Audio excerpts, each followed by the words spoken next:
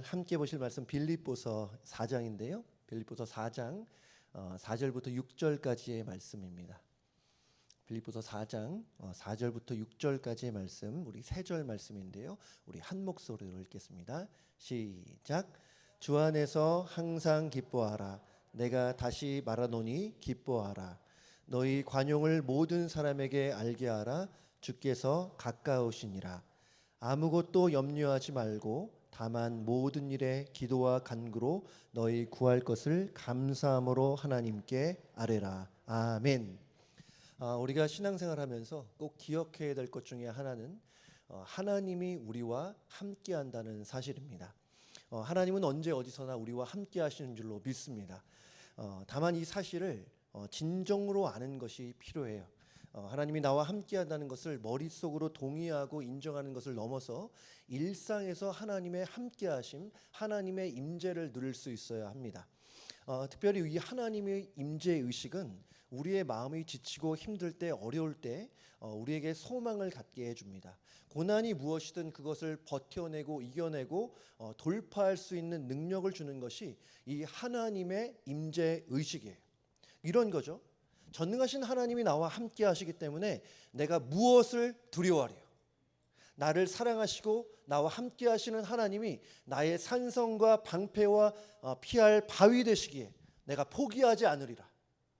고난 중에 하나님의 임재를 느끼는 것은 많은 위로와 소망을 우리에게 가져다 줍니다. 세상에서 참 많이 듣는 얘기 중에 하나는 어차피 인생은 혼자라는 겁니다. 결국에는 다 각자 도생해야 한다는 건데요. 사실 나이가 들고 또 주변에 있는 사람들, 사랑하는 사람들이 하나둘 떠나가다 보면 또 인생의 황혼기를 맞다 보면 외로움을 호소하는 분들이 참 많이 있습니다. 특별히 지난 코로나 팬데믹 때 우리 어르신들 중에 혼자 계신 분들이 참 많이 계셨어요. 그래서 어차피 인생은 혼자다라는 말이 어쩌면 더 공감되고 고개가 끄덕여질 수 있습니다. 신앙이 없는 사람은 여기까지예요. 맞아요. 하지만 하나님의 자녀들에게 그것은 사실이 아닙니다. 우리도 혼자라고 느껴질 때가 분명히 있지만 우리는 혼자가 아니다. 하나님이 우리와 함께 하신다는 거죠. 여러분, 성경을 보면 내가 너와 함께 한다는 하나님의 약속이 계속해서 반복된다는 것을 알 수 있습니다. 하나님이 한 번은 이삭에게 내가 너와 함께 있어 내게 복을 주리라 말씀하시기도 했고, 또 출애굽기 3장 말씀을 보면 하나님이 모세에게 말씀하세요. 내가 반드시 너와 함께 하리라. 사무엘하 7장 9절에서도 하나님이 다윗에게 하시는 말씀이 네가 가는 모든 곳에서 내가 너와 함께 하리라. 마태복음에서 예수님이 제자들에게 마지막으로 하신 말씀이 뭡니까? 내가 세상 끝날까지 너희와 항상 함께 있으리라는 거예요. 모세가 죽은 이후에 이 여호수아가 이스라엘을 이끌게 됩니다. 당시 이스라엘 사람들이 뭐 한두 명은 아니었잖아요. 장성만, 전쟁에 참여할 수 있는 성인 남자만 60만 명이 넘었습니다. 엄청나게 많은 사람을 이끌어야 되는데 지금 광야에 그대로 있을 상황이 아닙니다. 40년의 기간이 이제 차서 이제 여호수아는 많은 백성들을 요단강을 건너게 하고 가나안 정복을 해야 될 때예요. 근데 문제는 이 가나안 땅이 텅 빈 땅이 아니었다는 것입니다. 가나안의 7 족속을 비롯해서 강력한 민족들이 그 땅을 이미 차지하고 있었어요. 무기의 수준이 다릅니다. 이스라엘과 비교해서 상대가 안 돼요. 그러니까 군사력만 비교하면 가나안 정복은 불가능입니다. 만약에 이 가나안 족속들과 전쟁을 하는데 여러분 졌다고 가정을 해보세요. 졌다면 어떻게 되냐? 전쟁에 지면 죽는 거 아니면 평생 노예로 사는 거예요. 이런 상황에서 여호수아는 상당히 부담을 느꼈을 거로 보입니다. 왜냐하면 하나님께서 이 여호수아에게 계속해서 하시는 말씀이 두려워하지 말라. 두려워하지 말라. 생각해 보세요. 만약에 여호수아가 두려워하지 않았다면 하나님이 굳이 이런 말씀을 주실 필요가 없다는 것이죠. 그러니까 두려워하지 말라는 하나님의 말씀을 통해서 우리는 여호수아가 극도로 두려워했음을 유추해 볼 수 있습니다. 여러분, 이럴 때 하나님의 말씀은 뭐예요? 하나님이 이렇게 말씀하지 않으세요? 여호수아야, 네가 지금 가나안 족속들을 두려워하는데 사실은 여호수아도 그렇고 가나안의 많은 족속들이 너를 두려워하고 있어. 이스라엘을 두려워하고 있어. 이렇게 말씀하지 않았어요? 그렇다고 전쟁에 대한 뭐 마스터 플랜을 주신 것도 아니고 하나님이 뭐 최첨단의 무기를 뿅 하고 주신 것도 아닙니다. 하나님의 말씀은 하나예요. 내가 너와 함께하리라. 내가 너와 함께하리라. 여호수아 1장 9절에 이렇게 말합니다. 내가 너에게 명령한 것이 아니냐? 강하고 담대하라. 두려워하지 말며 놀라지 말라. 어떻게 이게 가능합니까? 네가 어디로 가든지 너의 하나님 여호와가 너와 함께 하느니라. 예상치 못한 어려움과 도전 앞에 있을 때 하나님의 처방은 내가 너와 함께 하리라는 거예요. 여러분, 우리 많이 느끼지 않습니까? 정말 갑작스러운 어려움, 정말 생각지 못한 문제 앞에 하나님이 주시는 처방은 그 문제에 대한 해결책이기보다는 내가 너와 함께 할 것이라는 거예요. 내가 너와 함께 하리라. 여러분, 이 하나님에 대한 임재 의식은 우리 안에 있는 두려움을 사라지게 해줍니다. 이 마음의 걱정과 염려가 떠나가게 하고 담대하게 전진하게 하고 결국에는 승리하게 한다는 거예요. 여러분, 요즘에 이 주님께서 여러분과 함께 한다는 사실을 느끼고 계십니까? 주님의 숨결이 여러분의 일상의 삶 속에서 느껴지고 있으십니까? 어떤 기적적인 일이 아니더라도 뭐 운전을 할 때도, 집에서 뭐 빨래를 갤 때도, 일을 하고 비즈니스를 할 때도 하나님이 여러분과 함께 한다는 사실을 여러분 피부로 느끼고 계십니까? 하나님이 나와 함께 하신다는 것은 하나의 이론이나 개념이 아니에요. 실제예요. 그래서 우리에게 중요한 것은 그 하나님의 임재를 경험하고 누리며 사는 일인 줄로 믿습니다. 오늘 본문을 잘 보시면 하나님이 주시는 4가지의 명령이 나오는데요. 이 4절부터 6절까지의 말씀을 잘 보시면 4가지의 명령, 첫 번째 기뻐하라는 명령이 나오고, 또 두 번째 너의 관용을 모든 사람에게 알게 하라는 명령이 있고, 또 세 번째 염려하지 말라는 명령도 있고요. 또 마지막으로 모든 일에 기도와 간구를 드리라는 말씀도 있습니다. 근데 이 4가지의 명령을 이 바울이 말하면서 바울이 중간에 신앙 고백을 합니다. 어떤 말을 하냐면 주께서 가까우시니라. 주께서 가까우시니라. 여러분, 이 신앙 고백은 오늘 하나님이 주시는 명령을 순종할 수 있는 근거와 동력이 됩니다. 하나님이 가까이 계신다. 주님이 함께 하시기 때문에 그 사실로 인해 기뻐할 수 있고, 주님이 너희와 함께 하시기 때문에 너희가 관용하며 살 수 있고, 함께 하심을 믿을 때 너희가 염려를 안 할 수 있고, 함께 하심을 알기 때문에 너희가 하나님께 기도하고 간구를 올려드릴 수 있다는 거예요. 여러분, 여기서 주께서 가까우시다는 것을 하나의 예수님의 재림에 대한 개념으로 이해할 수 있습니다. 금방 주님이 오신다는 것이죠. 하지만 그것보다는 주님이 지금 우리와 가까이 계시다, 지금 우리와 함께 하신다는 의미로도 볼 수 있습니다. 우리가 많이들 생각하는 것처럼 주님은 그냥 저 멀리서 사람들이 잘 살고 있나 못 살고 있나, 거룩하게 살아내고 있나 그렇지 못하나 그냥 뭐 별로 상관하지 않고 관심 없는 그런 하나님은 아니십니다. 우리 하나님은 하나님의 자녀에 대해서 무덤덤하지 않아요. 관심이 얼마나 많은지 모릅니다. 하나님은 우리를 사랑하셔서 함께 하시는 분이에요. 그리고 2000년 전에 하나님이 세상을 이처럼 사랑하사 독생자 예수님을 이 땅에 보내주셨어요. 그리고 그 예수님을 뭐라고 불렀습니까? 마태복음에 보면 그 예수님을 임마누엘이라고 했어요. 임마누엘이에요. 하나님이 우리와 함께 하신다. 그 임마누엘 하시는 예수님께서, 임마누엘 예수님께서 또 이런 말씀도 하셨습니다. 요한복음 14장 16절 말씀에 내가 아버지께 구하겠으니 그가 또 다른 보혜사는 여기서 성령 하나님을 말해요. 성령 하나님을 너에게 주사 영원토록 너희와 함께 있게 하겠다. 여러분, 실제로 예수님이 십자가에 고난당하시고 부활 승천하신 후에 보혜사 성령님을 이 땅에 보내주셨어요. 그래서 누구든지 예수의 이름을 부르면, 누구든지 예수님을 영접하는 자는 성령을 받게 됩니다.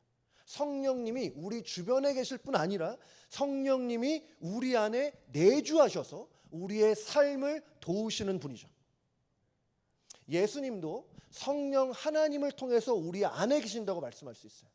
내가 그리스도와 함께 십자가에 못 박혔나니 그런즉 이제는 내가 산 것이 아니오 오직 내 안에 뭐예요?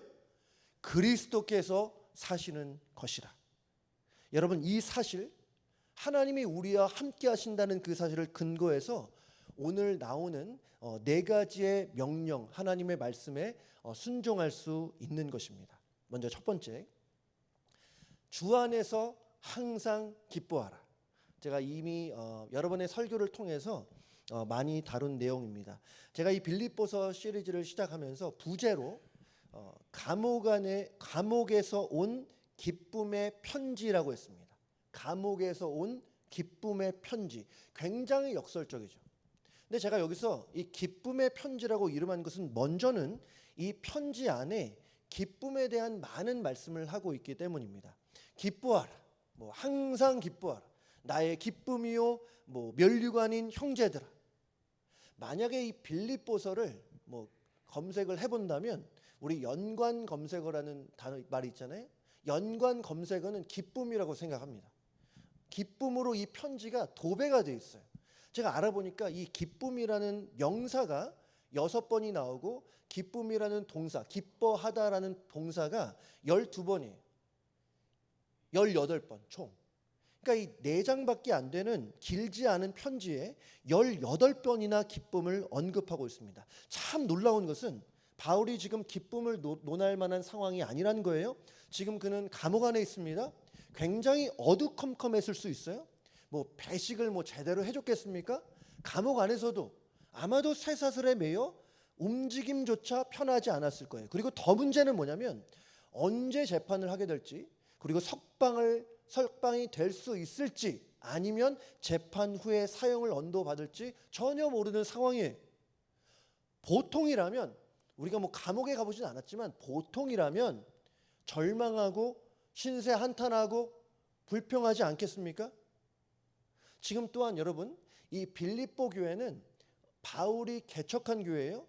근데 바울이 들은 것은 뭐예요? 교회 소식은 뭐예요? 교회가 갈라지고 있다는 것이죠. 교회 안에 유오디아파와 순두개파, 2주 전에 제가 설교를 했었는데요. 유오디아파와 순두개파가 지금 나눠져서 서로 반목하고 싸우고 내가 맞다 네가 맞다 하면서 갈라질 위기에 처해 있다는 거예요. 그러니까 지금 바울 자신도 그렇고 교회도 이 편지를 쓸 상황, 편지를 쓰는 바울 자신도 그렇고 편지를 받는 빌립보 교회도 어두운 상황이에요. 우울한 감정이 배어 있을 수밖에 없어요. 근데 참 이상하게도 이 사도 바울은 기쁨으로 충만해져 있습니다.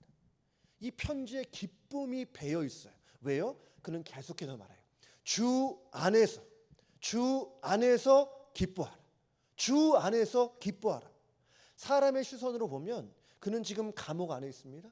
눈에 보이는 현실은 감옥이에요. 하지만 그는 믿음의 눈으로 그가 감옥이 아니라 주 안에 있음을 계속해서 상기했던 것입니다. 나는 주 안에 있다. 주 안에 있다. 무슨 일이든 합력하여 선을 이루시는 하나님이 나와 함께한다는 사실을 믿었기 때문에 기뻐할 수 없는 상황에서 기뻐할 수 있었던 거예요. 기뻐할 수 없는 상황에서 기쁨을 논했다는 것입니다. 바울은 눈에 보이는 현실에 자신의 마음을 내주지 않았어요. 상황 따라 변하는 환경에 자신의 감정을 맡기지 않았습니다. 이 바울의 기쁨의 근원은 주님이 나와 함께한다는 사실이었어요. 마치 우리 그렇게 찬양하잖아요. 높은 산이, 거친 들이, 초막이나 궁궐이나 내 주 예수 모신 곳이 그 어디예요? 하늘나라. 바울은 지금 어두운 감옥에 있었지만 지금 그 자리에 주님이 함께한다는 말씀을 붙들었더니 그의 마음속에 기쁨으로 충만할 수 있었습니다. 여러분, 지금도 하나님이 여러분과 함께 하시는 줄로 믿습니다. 삶의 순간순간마다 하나님의 임재를 경험하는 것이 참 중요해요. 그러면 하나님께서 그 임재 의식 속에 우리의 영혼을 기쁨으로 충만케 해주실 줄로 믿습니다. 또한 오늘 본문을 보면 너희 관용을 모든 사람에게 알게 하라고 합니다. 지금 빌립보 교회의 상황에서 아주 필요하고 적절한 말씀이라고 생각하는데요. 교회의 가장 큰 영향력을 행사하던 이 유오디아와 순두계 권사님, 우리 지난번에 봤죠. 이 두 사람을 따르는 성도님들이 많았을 것이고, 그래서 이 유오디아 순두계의 영향력이 굉장히 컸을 것으로 봅니다. 다만 이 유오디아 파와 순두계 파가 어떤 계기로 갈등을 겪게 됐는지는 몰라요. 하지만 지난번에 말씀드린 대로 이들의 갈등이 무엇이든 그것은 중요하지 않았어요. 만약에 그 갈등의 원인이 복음이나 하나님의 나라에 대한 것, 구원에 관한 것이었다면 바울이 직접적으로 말했을 거예요. 바울은 그런 스타일이었습니다. 하지만 바울이 그 갈등의 원인을 언급하지 않은 이유는 그 문제가 소위 별 볼 일 없는 것이기 때문이에요. 그 문제가 중요하지 않았기 때문입니다. 사소한 일이기 때문이에요. 뭐 죽고 사는 문제라든지 영생에 관한 문제, 하나님 나라에 관한 문제가 전혀 아니었어요. 제가 지난 주일에 말씀드렸지만 이 노아의 방주 안에는 참으로 다양한 동물들이 있었습니다. 여러분 그게 교회라고 말씀드렸어요. 교회 안에는 내가 원든 원하지 않든 다양한 사람들이 다양한 배경을 가지고 다양한 생각을 가지고 모여 있습니다. 그래서 때로는 이해가 안 돼요. 이해가 안 돼. 왜 저렇게 행동하지? 왜 이 상황에서 저런 말을 하지? 이해가 되지 않습니다. 맞아요? 이해가 될 수 없어요. 생각해 보세요. 토끼 입장에서 거북이가 이해가 되겠습니까? 왜 저렇게 느려 터졌나? 얼마나 답답하겠어요. 아니 왜 닭이라는 존재는 아침만 되면 그렇게 꽃기호하고 우는지 이해가 되지 않아요. 돼지는 왜 이렇게 많이 먹어? 왜 코알라는 하루 종일 자는 거야? 자, 알아보니까 코알라는 하루에 20시간에서 22시간 잔대. 이해가 안 돼요. 자로 태어났나?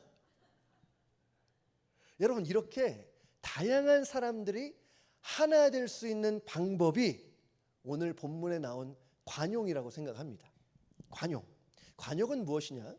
서로의 다름을 인정하는 거예요. 서로의 다름을 틀림으로 보지 않는 마음의 넉넉함, 마음의 여유라고 말할 수 있겠죠. 근데 저는 성경에서 말하는 관용은 세상에서 말하는 관용과 좀 다르다고 생각합니다. 단지 서로의 다름을 인정하고 이해하는 것만이 성경적 관용은 아니에요.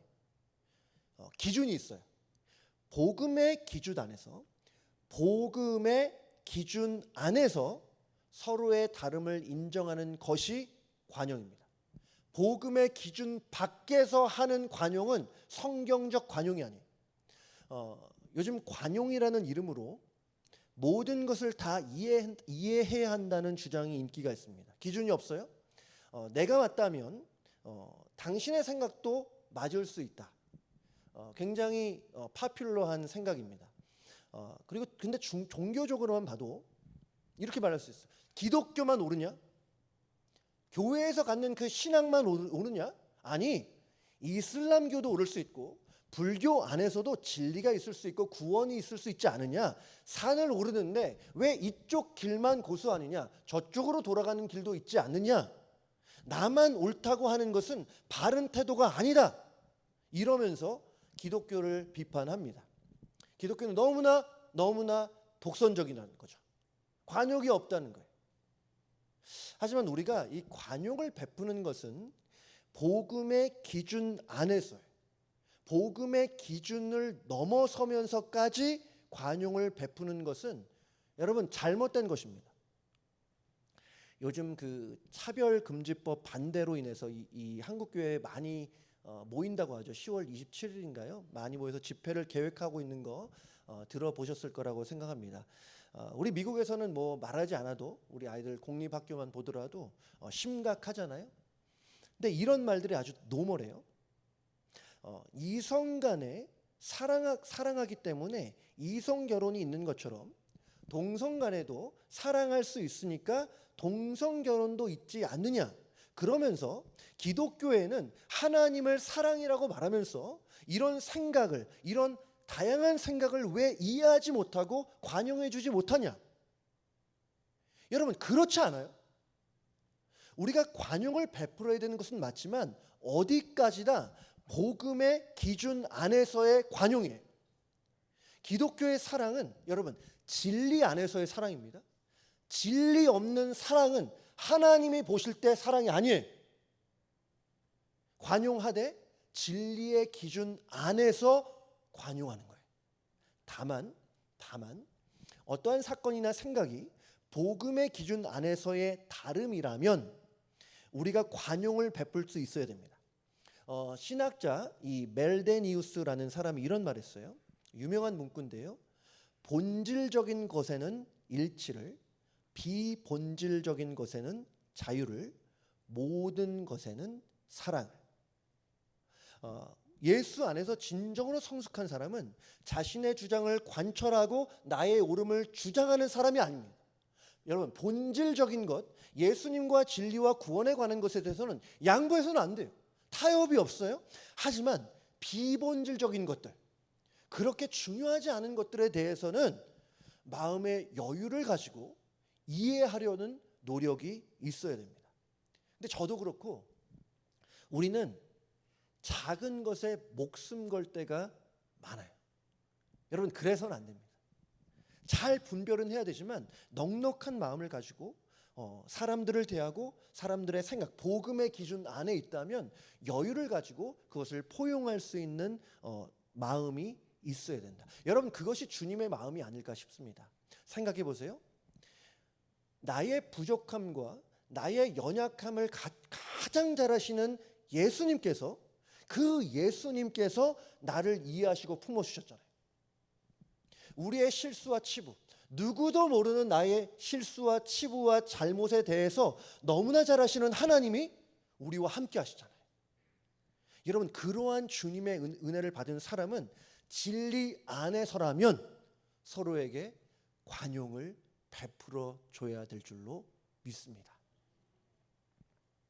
또한 이 주님이 함께 하신다는 진리로 말미암아 우리는 염려로부터 자유할 수 있습니다. 제가 근데 이번에 생각을 해봤어요. 우리는 보통 언제 안정을 느끼고 마음이 언제 편안한가? 여러분 어떠세요? 제가 생각할 때 사람들은 보통 자기가 통제할 수 있는 상황에서 마음의 안정을 누립니다. 내가 통제할 수 있는 상황에서.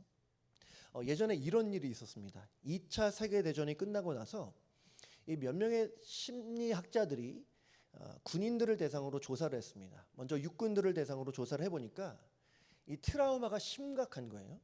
정서적으로 극심한 상처를 받은 것으로 확인됐습니다. 반면에 이 전투기를 몰던 조종사들의 경우는 심리적 피해가 상대적으로 크지 않았어요. 그러니까 육군에 비해서 트라우마도 심하지 않았고 정서적으로 상당히 안정적이었습니다. 왜 그랬을까요? 왜 그랬을까? 이 육군의 경우에는 생각을 해보니, 저도 육군이었거든요. 이 가까운 곳에서 피 흘리는 것을 보잖아요. 사람이 다치고 죽는 것을 가까운 곳에서 생생하게 보니 트라우마가 있고 극심한 스트레스가 있었을 거예요. 하지만 이 나중에 수치를 따지고 보면 이 육군들보다 공군 조종사들이 확률적으로 더 위험한 임무를 수행했었습니다. 제가 책에 보니까 2차 세계대전의 경우에 이 조종사들은 약 50%가 목숨을 잃었다고 합니다. 이 상당한 거 아닙니까? 50%가 목숨을 잃었대요. 근데 어떻게 이 공군 조종사들이 더 마음이 안정적이었을까? 이 조종사들은 이 조종간 있죠. 이 컨트롤 스틱 위에 손을 올려놓기 때문에. 무슨 의미입니까? 이 조종사들은 본인들이 전투기를 모니까 자신의 운명과 생명이 자기에게 달려있다고 생각을 한 거예요. 그러니까 다시 말해서 조종사들은 상황을 스스로 통제할 수 있다고 생각했기 때문에 상대적으로 덜 심각한 심리적 피해를 받은 것이죠. 다만 문제는 현실 아니겠습니까? 스스로를 통제할 수 있다고, 스스로의 안전을 통제할 수 있다고 생각했지만 조종사의 사망률은 50%였어요. 통제할 수 있다고 생각했지만 실제로는 통제하지 못했다는 것이죠. 동일합니다. 동일해요. 우리도 살면서 스스로 많은 것들을 통제할 수 있다고 생각합니다. 하지만 어떠한 문제를 만나고 고난을 만나면 그렇지 않다는 사실을 뼈저리게 느낄 때가 있어요. 비즈니스가 너무나 잘 되고 앞으로 10년, 20년, 30년 비즈니스 잘 될 것처럼 여겨졌는데 갑작스럽게 어떠한 상황으로 인해, 팬데믹으로 인해서 하루아침에 문을 닫아야 되는 경우가 있고, 그런 분들이 있어요. 건강에 대해서는 아주 자신만만합니다. 근데 몸이 아파서 병원에 갔더니 예기치 않은 질병을 발견하는 일도 있어요. 저도 나름대로 건강에 대해서 좀 자신만만해서 그런지 그냥 뭐 막 먹고 운동도 거의 안 하고 이랬더니 최근에 이 피 검사를 했더니 처음으로 뭐 당이며 콜레스테롤 뭐 여러 가지 좀 높게 나와가지고 지금 다시 한번 좀 정신을 차려야겠다는 생각을 좀 하고 있습니다. 여러분, 우리의 가정도, 우리의 자녀도, 비즈니스도, 어떤 관계도 내가 준비하고 내가 계획한 대로 통제하면서 잘 살 수 있을 것 같지만 어려움을 딱 만나면 알게 돼요. 내 인생도, 내 작아 보이는 인생조차 내가 통제할 수 없다는 거예요. 나는 너무너무나 연약한 존재예요. 나의 인생도 어떤 일로 인해 너무나 쉽게 부서질 수 있다는 거예요. 여러분, 이런 상황을 우리가 직면하면 스트레스를 엄청 받습니다. 걱정하고 염려하는 나 자신을 발견하게 돼요. 하지만 여기서 이 지점에서 우리가 기억해야 될 것은 하나님이 우리와 함께 하신다는 것. 우리는 통제하지 못하는 것들이 너무나 많지만 하나님은 통제할 수 있어요. 하나님께는 불가능이 없잖아요. 문제가 있을 때 아무리 골똘히 생각을 하고 문제를 어떻게 해결해야 될지 아무리 고민을 해봐도 할 수 없을 때가 있어요. 그 누구의 도움도 받을 수 없을 때가 있어요. 하지만 사람으로서는 할 수 없을 때 하나님으로서는 하실 수 있다고 했습니다. 그래서 우리는 미래를 준비하기 위해서 돈을 모으고 또 건강하기 위해서 운동하고 식단을 조절하고 비즈니스를 잘하기 위해서 최선의 노력을 다해야 되지만, 여러분, 최선의 노력을 해야 돼요. 해야 합니다. 하지만 모든 것을 통제할 수 있다는 그 미신은 버려야 돼요. 여러분, 우리가 해야 될 것은 하나님께 맡기는 거예요. 하나님께 우리의 인생을 맡기는 거예요. 우리의 자녀를 맡기고 우리의 일터를 맡기고 우리의 비즈니스를 맡기고 우리의 모든 것을 하나님께 맡겨드려야 됩니다. 여러분, 하나님은 인생의 생사화복을 주관하시는 분이잖아요. 우리의 인생 길을 인도하시고 세상의 모든 것을 당신의 뜻대로 주관하시는 하나님인데, 그 하나님께서 나의 인생이며 가족이며 나의 모든 것을 책임져 주실 수 있다면 여러분, 우리는 하나님만 의지해야 될 줄로 믿습니다. 성경에 그렇게 나와 있어요. 약속을 하신 하나님이세요. 몇 구절만 좀 보려고 하는데요. 시편 37편 5절 6절 같이 볼게요. 시작. 내 길을 여호와께 맡기라. 그가 의지하면 그가 이루시고 내 의를 빛같이 나타내시며 내 공의를 정오의 빛같이 하시리로다. 시편 55편 22절 같이요. 내 짐을 여호와께 맡기라. 그가 너를 붙드시고 의인의 요동함을 영원히 허락하지 아니하시리로다. 하나만 더 볼게요. 베드로전서 5장 7절 말씀입니다. 시작. 너희 염려를 다 주께 맡기라. 이는 그가 너희를 돌보심이라. 아멘. 하나님은 우리를 케어하세요. 하나님은 우리를 돌보시는 하나님이십니다. 여러분, 그 하나님의 어리석음이 사람보다 지혜롭다고 했어요. 하나님의 약함이 사람보다 강하다고 말씀하셨어요. 나와 함께 하시는 하나님께서 우리의 인생을 다스리시고 통제하시고 인도하시는 것이 훨씬 더 좋은 일인 줄로 믿습니다. 여러분, 그래서 무슨 일을 만나든 여러분을 사랑하시고 여러분과 함께 하시는 하나님께 그 모든 것을 맡기시는 그러한 철저한 신뢰와 믿음으로 살아가시기를 주님의 이름으로 축복합니다. 여러분, 그럴 때에 잠시 염려할 수 있지만 그럴 때에 그 염려의 무거운 짐, 걱정의 짐들을 우리가 내어 던질 수 있다는 것입니다. 여러분, 이렇게 하나님께 자신의 인생을 맡기는 사람들에게 꼭 보여지는 모습이 있습니다. 여러분, 하나님께 맡긴다는 것은 그냥 손 놓고 아무것도 하지 않는다는 의미는 절대 아니에요. 문제 앞에서 에라 모르겠다. 하나님이 나를 사랑하시고 나를 하나님의 자녀라고 부르셨으니 잘 되겠지. 그런 막연한 기대가 아닙니다. 하나님께 모든 것을 맡기는 사람은 무엇보다 기도하게 돼 있어요. 빌립보서 4장 6절에 이렇게 말합니다. 아무것도 염려하지 말고 뭐예요? 다만 모든 일에 기도와 간구로 너희 구할 것을 감사함으로 하나님께 아뢰라. 여러분, 우리의 기도를 통해서 하나님이 일하시는 줄로 믿습니다. 우리가 하나님의 그 예정을 잘못 이해하는 경우가 있어요. 하나님의 예정이라고 해서 어차피 하나님의 뜻이 있으니까 하나님이 예정하셨기 때문에 우리가 굳이 기도할 필요가 없다. 하나님의 뜻이면 하나님의 뜻대로 잘 될 것이기 때문에 나의 인생을 향해서도 그래서 나는 굳이 기도에 열을 낼 필요가 없다. 여러분, 그렇지 않습니다. 하나님의 선하심을 진정으로 알고 하나님께 인생을 맡긴 사람은 하나님의 뜻과 약속을 알기 때문에 기도해. 마치 내가 기도하지 않으면 하나님이 아무런 일도 못 하시는 것처럼, 내가 기도하지 않으면 나의 삶에 아무런 회복이 없는 것처럼 절박한 마음으로 하나님 앞에 나아가게 돼 있어요. 하나님 도와달라.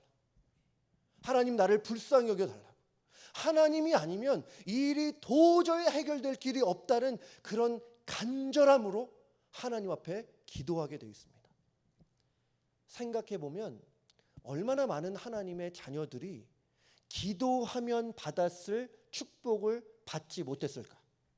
기도하면 하나님이 일하시고 기도하면 회복 주시고 문제의 매듭을 풀어주신다고 약속해 주셨는데 기도하지 않아서 하나님의 일하심을 경험하지 못하는 일이 얼마나 많이 있을까? 성경을 통해 하나님이 일하시고 하나님이 살아계신다는 그 말씀을 내가 알고 있는데 기도하지 않아서 그게 경험되지 않는 일들이 얼마나 많이 있을까?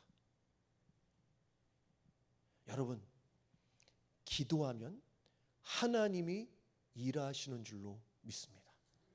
기도하면 전능하신 하나님께서 일하시기 시작해요. 우리가 기도하지 않으면 아무것도 일어나지 않는 정도가 아닙니다. 기도하지 않으면 부작용이 심각해요. 저는 기도하지 않으면 우리가 중립적인 것이 아닙니다. 기도하지 않으면 부작용이 심각해요.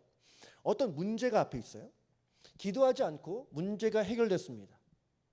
기도하지 않아도 문제가 해결되는데, 기도하지 않아도 잘 되어가는데, 물론 감사한 일입니다.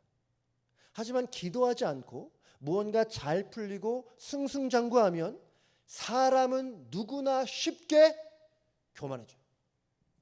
저는 예외가 없다고 생각합니다. 나도 모르게 내가 했구나. 나도 모르게 그래도 나의 공로가 있구나. 우리가 입 밖으로 그런 말을 안 할 수 있지만 기도 없는 형통, 기도 없는 성공은 우리를 교만하게 만들어요. 저는 사람이 잘하는 것에 있어서 겸손하기가 거의 불가능하다고 생각합니다. 근데 기도하면 하나님의 일하심이 보이고 기도하면 내가 아니라 하나님이 나를 도우셨구나, 그렇게 고백할 수밖에 없고, 기도하면 그래서 겸손하게 되고, 그런 겸손한 자에게 하나님은 더욱더 큰 은혜를 베풀어 주신다는 거예요. 그러니까 기도하면 은혜의 선순환이 일어나는 거예요. 기도하면 겸손해지고 겸손하면 하나님이 겸손한 자에게 더욱 큰 은혜를 주시느니라. 또한 오늘 6절 말씀에서 기도하는 자세를 이렇게 말하고 있습니다. 너희 구할 것을 감사함으로 하나님께 아뢰라. 왜 감사합니까? 다양하게 우리가 묵상해 볼 수 있다고 생각합니다. 너희 구할 것을 감사함으로 하나님께 구하라. 아직 기도하는 중이에요. 그죠? 아직 기도의 응답이 오지 않았는데 감사함으로 하나님께 아뢰라고 했어요. 왜 그렇습니까? 저는 우선적으로 우리에게 우리의 기도를 들으시는 하나님이 계신 것이 감사할 수 있고, 우리의 하나님은 악한 하나님이 아니고 우리에게 나쁜 일을 행하시는 하나님이 아니시고 우리를 사랑하시는 선하신 하나님이시니까 우리가 감사하면서 기도할 수 있고, 또 나의 기도를 응답하실 하나님께 미리 감사할 수 있어요. 저도 이런 기도 많이 합니다. 기도의 끝에 우리의 기도에 응답하실 하나님께 감사하며 응답하실 하나님을 미리 감사하며 기도할 수 있어요. 근데 저는 오늘 이번에 묵상을 해보면서 오늘 6절 말씀을 보면서 감사가 축복의 문을 여는 열쇠와 같이 느껴졌습니다. 마치 이런 거예요. 하나님께서 하나님이 사랑하시는 여러분, 하나님의 자녀를 위해서 은혜의 창고를 만들어 놓으셨는데 그 문을 여는 열쇠가 감사라는 거예요.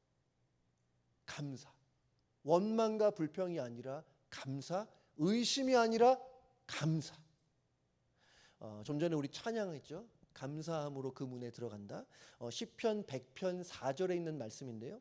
감사함으로 하늘의 문을 열고 하늘의 축복과 은혜를 받고 싶다는 거예요. 감사하되 기도하되 감사의 열쇠를 이용하는 거예요. 그러면 은혜의 문이 활짝 열려서 예비하신 은혜와 축복을 우리가 풍성하게 받을 수 있다는 것입니다. 오늘은 여러분 주께서 우리와 함께 하시기 때문에 그래서 우리가 기뻐할 수 있고 또 관용을 베풀 수 있고 또 염려하지 않고 기도에 임할 수 있다고 말씀드립니다. 여러분, 하나님이 여러분과 함께 한다는 사실을 믿으시기 바랍니다. 하나님이 함께 하시기 때문에 우리는 순종할 수 있고 순종함으로 인해서 더욱더 큰 은혜를 만끽할 수 있어요. 늘 하나님의 임재 속에서 순종함으로 더욱 큰 은혜를 경험하는 우리 귀한 성도님들 다 되시기를 주님의 이름으로 축복합니다. 아멘.